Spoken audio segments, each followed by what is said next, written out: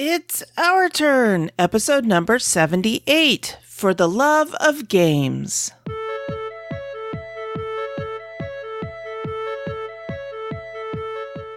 In this episode, I talk about the games I've played recently, and I interview Erin Dean about her documentary called Board Game Boom and her new book called For the Love of Board Games. This is the Dice Tower Network, adding games to your wish list since 2005.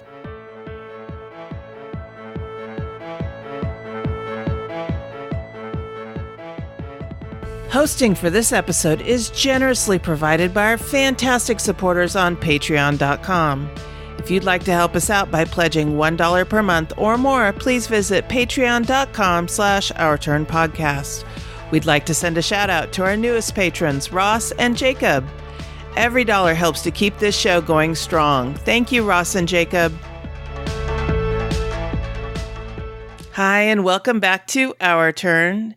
This is Cathy Ford, and today it's just me in the hot seat to talk with you, but that is just fine. I have a couple of games to tell you about, and I will be talking in the interview to Erin Dean, who is a documentary maker about the board game hobby. So I'm really looking forward to that, but let me start you off, as I usually do, by talking about a couple of games that are new to me. They're not necessarily brand spanking new out on the market, but I have had a chance to play them recently, and I am eager to share them with you. The first game I'm going to review is called The Magic Labyrinth.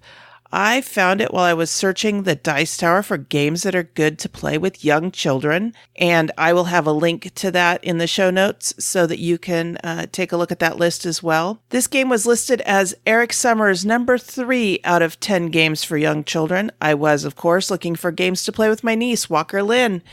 The artwork on this game is what caught my eye. It's very whimsical.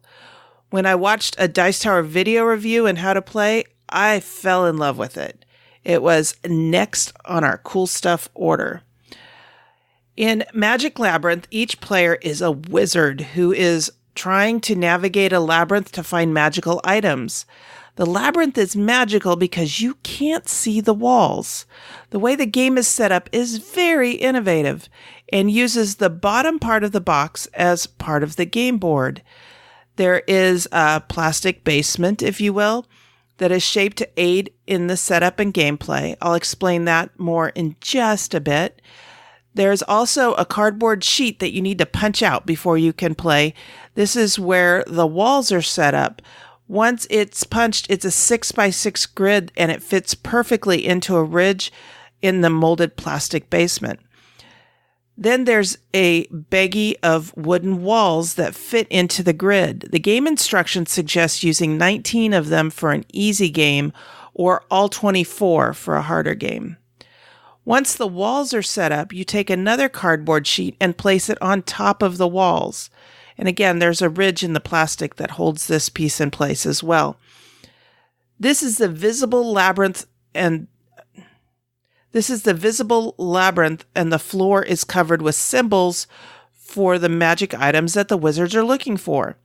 One of the things that was punched out of the subfloor were circular tokens that also contain the symbols that are on the labyrinth floor.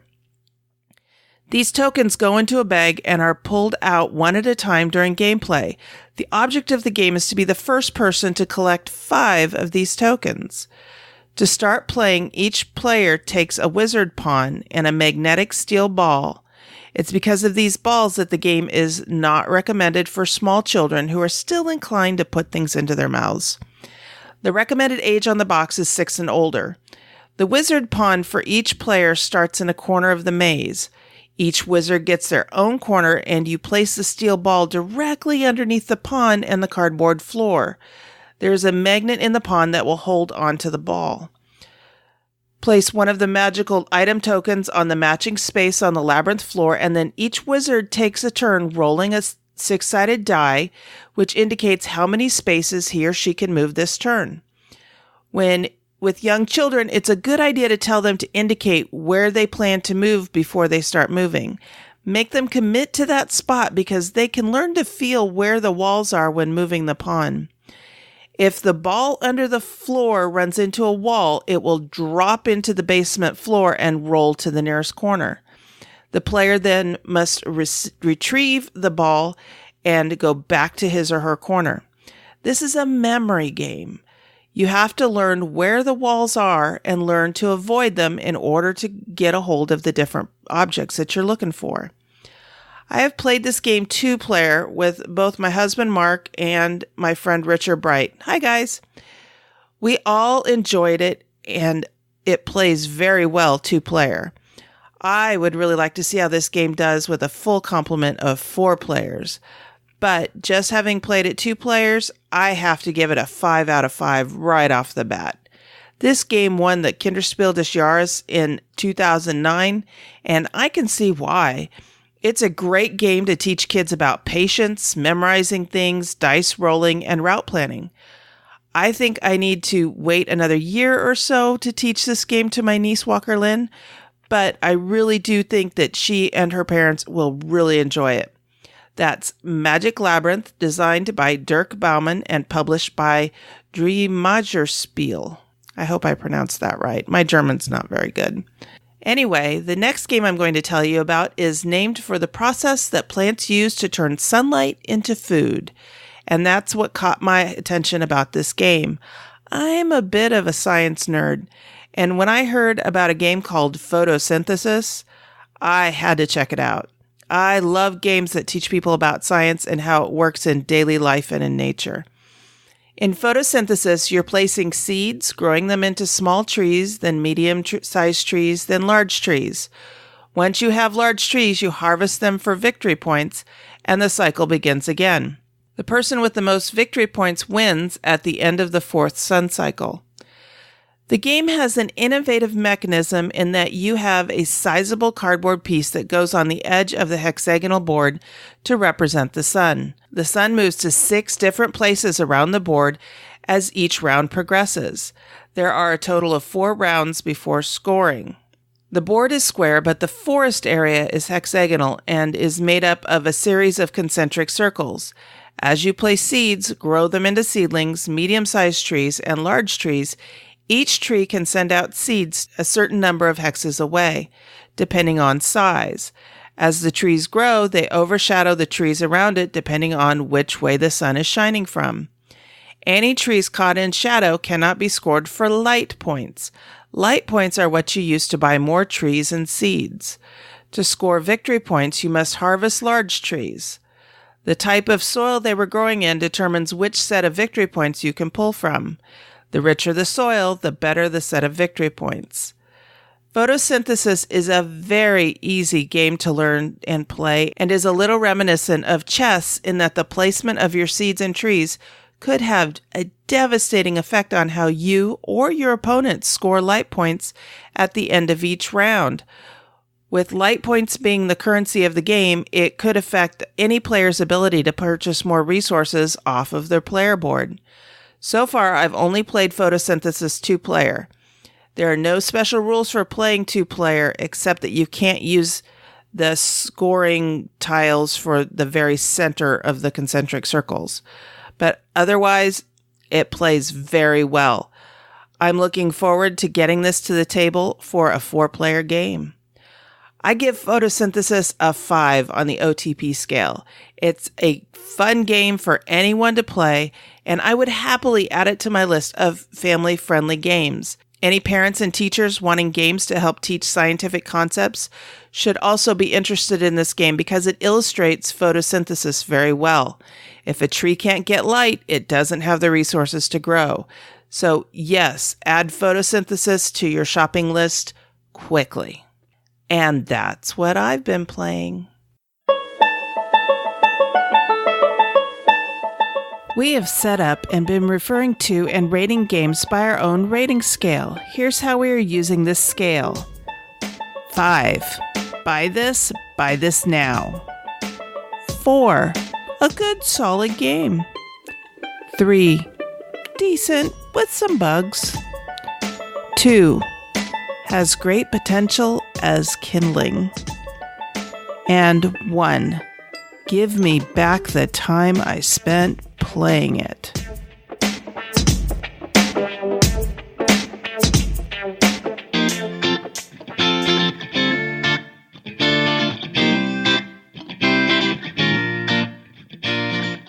Today's episode is sponsored by BoardGameTables.com. This is Cathy. For the last few months, you have heard Sarah and I talk wistfully about our sponsor, BoardGameTables.com. That's because we don't currently own one of their fine products. Yet. Well, I'm happy to say that Mark and I were able to save up some money and have ordered our own table from BoardGameTables.com. Now, I want to be clear. This is a purchase made with our own money, not something our sponsor is sending to us. We are putting our money where our mouth is. I cannot convey how excited I am to get this table into our game room. Mark and I live in an apartment with our 2 dogs. Everything in our home needs to be small and compact to fit into the rooms we have here. So a traditional rectangular board game table was not going to work for us. That's okay. BoardGameTables.com heard from people like us and made a model to fit into our home too.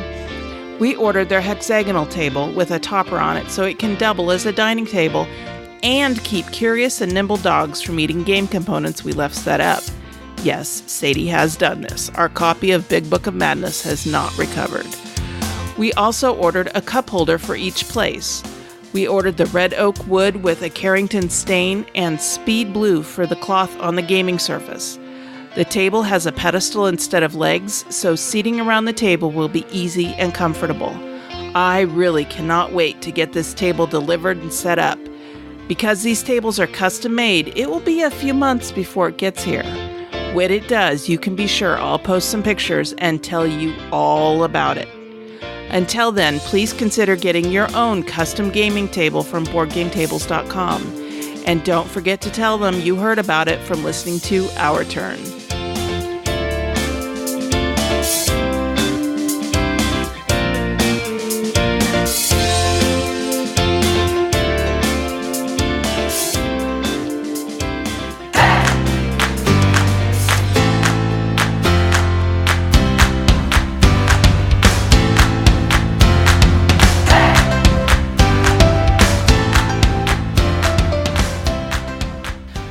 Today for the interview, I am joined by Erin Dean. Erin is the producer of a YouTube video documentary called The Board Game Boom. Now she's working on a book called For the Love of Board Games. Erin, welcome to Our Turn. Cathy, thank you so much for having me on the show. Oh, it's my pleasure. I really enjoyed your documentary. Before we get into that, though, tell me a little bit about yourself. Are you a tabletop gamer? Absolutely. I would consider myself a tabletop gamer. So I got into board games probably, I would say, my junior year of high school. I always played the mass market traditional board games as a kid, like Candyland and Sorry, but I kind of discovered this whole new world of board games in high school when I discovered Ticket to Ride, and I just fell in love with the hobby. And I, as a video production student, have used board games as a lot of my subjects for my projects in school. Nice. So what game got you interested in hobby gaming? You said it was Ticket to Ride, right? Yeah, Ticket to Ride, and eventually that led me to Settlers of Catan and Pandemic, and it just kind of snowballed from Ticket to Ride. Okay. Are you into role-playing games or LARPs or anything like that? Or just board games? Just board games. I haven't... That's cool. Yeah. I haven't had too much experience with RPGs or anything like that, but maybe down the line it's something I would look into. Sure. So what prompted you to create the documentary, The Board Game Boom? So I'm about to graduate with a video production degree from Webster University in St. Louis, Missouri. Nice. And last spring, so about a year ago, I was in a class called Documentary Production. And the entirety of the class was to create a documentary of any topic you wanted to do. And I obviously was like, oh my gosh, I have to do one on board games. So I was thinking about what I could do, and There's actually a lot of designers here in St. Louis, so I thought I would reach out to them, maybe interview them, talk about kind of this, resurgence in board games that has been going on these past couple years. That's kind of what we talked about, and that's what the board game boom is about. It's kind of investigating why are board game sales rising in a digital culture. So that was for a class, and it just was for a class project, and it was a huge passion project of mine. I thought it was wonderful. You had Tom Vassell on there from the Dice Tower, Jamie Stegmeyer from Stonemeyer Games. You had a whole bunch of personalities from the board gaming world on there, and it was fascinating to listen to them talk about their experience and their perspective. And so, we will definitely have a link to that in the show notes so that our audience members can watch your documentary as well. Perfect. So now you're working on a book. Tell me about that. So it's been about a year since the documentary was released on YouTube, and I was like, I got to do another board game related project. It's such a big passion of mine, and I was thinking of what I could do, and I was like, maybe I could do a longer documentary or something along those lines, or do like some how to play videos, but there's so many of those on YouTube nowadays. Yeah, there are. So I was like, maybe I'll do something a little different. And I really think there's a lack of board game books. Like, there's a lot of board game books about design and how to design a board game, but there's not a lot of books that talk about the designers behind the games, the inspiration behind games. So I had an idea. I was like, I want to write a board game book, but I didn't know exactly what I wanted to do. So I reached out to Reddit, and I reached out to Board Game Geek community, and I said, what's a book that you wish existed about board games? And a lot of people were saying, I want to know more about the designers behind the games I love. So that's kind of the angle I took for the book. And now I've interviewed over 50 designers around the world. We have designers from Japan, Australia, different parts of Europe, Canada, and the US. So I've connected with a lot of different designers, they're almost like celebrities to me. It's awesome. I've been able to connect with so many. That's kind of what I've done for the book, and I'm almost done writing it, and it'll be launching on Kickstarter in June, I'm hoping. Nice. I was going to ask how you were going to publish it. I played around with the idea of, finding a publisher, but then I was like, I want to have complete creative control, and I want to be able to go to conventions and sell them and not have to worry about, the publisher's restrictions. So I decided to self-publish. That's the kind of path I decided to take. So Kickstarter is awesome, especially for board games. And, board games is the #1 category on Kickstarter for sales, I believe. I think it's just a great way for me to release my book. Yeah, it is. Kickstarter has just been a huge, huge boon to the board game industry in general, and designers specifically, so that they are able to get their game out and don't just languish in obscurity. We've gotten some wonderful games from Kickstarter. Absolutely. You're doing this through Kickstarter, so you're going to send that out to your backers, and then you said you were going to go to conventions and sell your book at conventions. Do you expect it to be available in stores or on Amazon at some point? Yeah, so it will be on Amazon eventually. Obviously, the backers will get the book first, and then I'll put it on Amazon. So I'm hoping the backers, I'm estimating they'll get it sometime around October or November. Oh, that's quick. And hopefully by the end of the year, basically. And then hopefully next year I can really, once I've kind of mass produced it, I can go to different conventions. And I've already been talking with some people who are the kind of curators of the events about getting a booth where I can sell some of my books. Nice. Well, that's exciting. It is. That is really exciting. I hope you will come back a little closer to your campaign and tell us more about your progress on the book, and come back and let us know what's going on and when things are live. Absolutely. I would love that. So how can people connect with you online? So the best way to get updates on the book are to join our Facebook group. So you can search For the Love of Board Games book on Facebook. And you can join that group. We also have a page under that same name on Facebook. That's the best way to get information.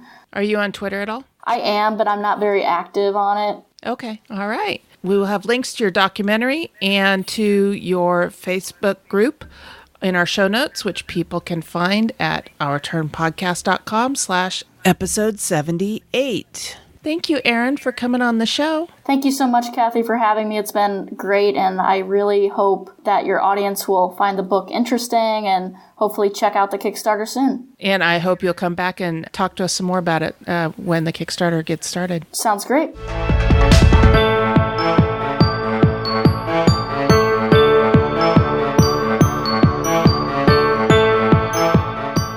All right, so now we're getting towards the end of the show, and it's time to look ahead. And the biggest thing that I've got coming up on my plate is a convention. I'm going to the Kubla Khan convention. It's a game convention at the Hyatt Regency in Burlingame, California, which is near the San Francisco airport. There are about 3,000 people who attend this convention, and it's always a lot of fun. Mark was able to get us a room in the convention hotel at the last minute, so our commute to the convention is just an elevator ride. I am really looking forward to this. We've got several friends who are going to be there, including Joe and Kate Fatula and their parents, Joseph and Mary Fatula. And we're also looking forward to seeing Annette from Netter's Plays, Joe Sondow, who runs several very funny Twitter handles. And then also Ambi will be there from Board Game Blitz. So I am looking forward to getting together with all of these folks. Oh, I almost forgot. John and Sarah from Blackstraw Games will also be there. So a lot of people to connect with, run into, have some fun with. That's what I'm looking forward to. That's the big event. So until next time, you can connect with me on Twitter. That's the best place to find me. That is at Our Turn Podcast is my Twitter handle there. I also run the Board Game Geek Guild number 2600. If you want to connect up with Sarah Breed, she runs our Facebook page, which is facebook.com/Our Turn Podcast. I will try to put up some pictures on our Instagram account from Kubla Khan, and the Instagram account is instagram.com/Our Turn Podcast. All right, until next time, and on behalf of the entire Our Turn Podcast crew, that was our turn. Now it's yours. Thank you for listening. This episode was recorded on May 22nd, 2017, and is written and produced by Cathy Ford. Next time, I will have an interview with Janice Turner from Wren Games. We want and encourage your questions, comments, and feedback. Please call 916-426-2873 and leave us a short voicemail, or send an email to feedback@ourturnpodcast.com. Our theme music was composed by Adriana Crickle. Incidental music was provided by Ben Sound. Please check out our show notes to learn more about these talented artists. The material in this episode is copyrighted under Creative Commons Attribution Non-Commercial No Derivatives 4.0 International License. If you want to learn more about the games discussed in this episode, please visit our website at ourturnpodcast.com/episode 78. You can find a list of the games along with links to their listing on BoardGameGeek.com. We are proud members of the Dice Tower Network. You can find out about other shows in the network like Rolling Dice and Taking Names, the Geek All-Stars, or the D6 Generation by going to dicetowernetwork.com. Thank you for your support. If you like what you heard, please tell your friends about us.